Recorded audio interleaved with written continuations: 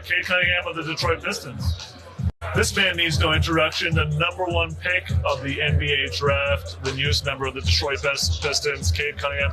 All right, so the big question that all these guys want to know, what do you think about that rating? Where do you think it's going to end up? I mean, I'm a rookie, so I know how that goes. I got to come show something, which I like, you know what I'm saying? So I like having some room to grow. Coming in, I want to be around the 80, you know what I'm saying? I feel like 80's a... And then what are you trying to strive for by the end of the year before I tell you what your rating is? In my rookie year, I want to be around 88. Yeah. You are exactly an 80. You are the only 80 in the entire draft class this year. That's all I like to hear. Yeah, it's a good way to start off, and you're right. It's only up from there. What are some of your goals to get that thing up to an 88? The numbers, rookie of the year. What are some of the things that you're gunning for?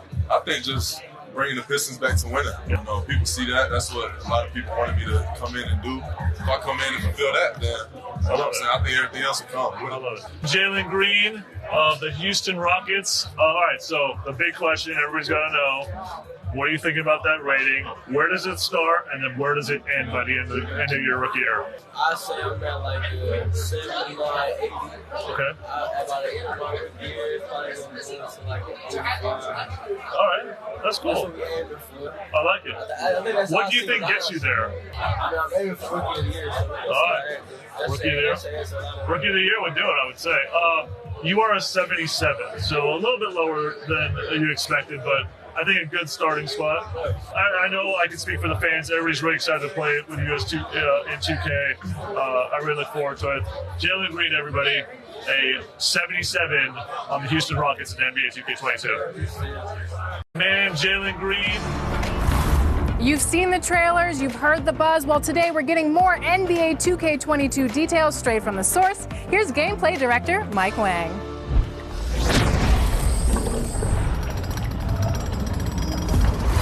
I know you want to learn more about NBA 2K22, so here to talk about it is the source himself, gameplay director Mike Wang. Welcome again to 2K TV. Always a pleasure having you on. It's a great pleasure being here again, Alexis. How are you doing?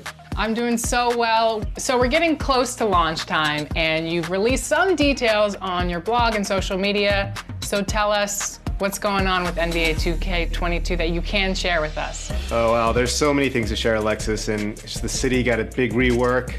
On Gen 4, there's a cruise boat. It's crazy. There's just so much going on with gameplay, an all-new defensive mechanic system that feels way better to me.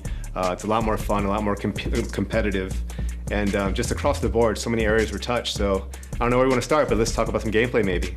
All right, let's do that. What do you think the community is going to be most excited about with gameplay changes? It's going to be a hard one to pinpoint. I'm going to say two things, but number one, because this was one of our biggest pillars for gameplay this year, it's going to be defense. And I think that's going to be just perimeter defense, body ups on the floor, movement and how the players feel just in on-ball defensive stances and on-ball defensive situations. But at the rim especially, and contesting shots, all that stuff was reworked. We have an all-new block system. It just feels much more rewarding on the defensive end of the floor, just making plays and getting stops. So I think that's going to be the most exciting thing for our community because it's just a much more balanced game and a much more fun game to play. And the second thing I'm going to say is, because this is one of my personal favorites, is going to be dribbling. I think that just all the stuff we've added there with the new combos and the new signature moves, this is going to be a lot of fun. So if you're a dribble guy, a dribble head, you're going to have a lot to work with this year. What is Mike Wang most excited about with 2K22 gameplay? Yeah, and that's, you know, I think just what I alluded to is just the game feels way more balanced, and it makes more sense just in terms of how we're rewarding players if they are doing the right thing on the court. I know it sounds really general and really basic, but a lot of times in the past, you know, sometimes you'd make the right play or do the right thing, but you weren't always rewarded for it. And in 2K22, I feel like that's it's much more just a one-to-one. If you make the right play, you get rewarded. You get the right stops or you score. So just shooting open shots, taking high IQ shots, much more rewarded. It just feels way better to make the right play, get open, knock down those open jumpers. They're so much fun to play with. And Luka too, right? We brought in Luka from OCAP and he gave us his patented step back jumper and his moves, and so the nicest guy and super funny, just a pleasure to work with. So we're so excited that he's our cover guy this year. That's awesome. Can you tell us a little bit more about Seasons? Yeah, so Seasons is going to be, we've had it in the past with my team. And the goal that Eric Benish wanted this year was to really extend the seasons across the entire game. So I'll speak to gameplay because that's my area. What we're doing with Seasons is we're going to try and release content throughout the entire year.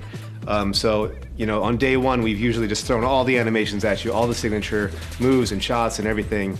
But we're going to try and roll that out across the year just to kind of change the meta up a little bit, give people something to look forward to.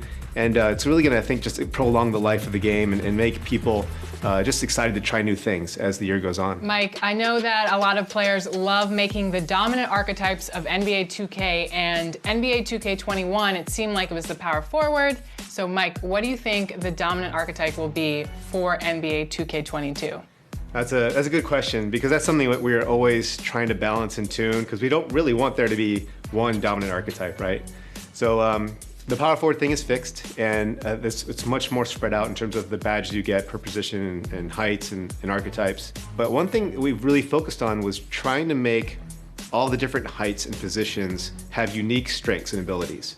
So one thing that I think might actually be interesting is we might have a lot of smaller players this year. If you are 6 foot or under, you get a massive speed boost. You have access to higher ball handling ratings as well as like 3-point ratings.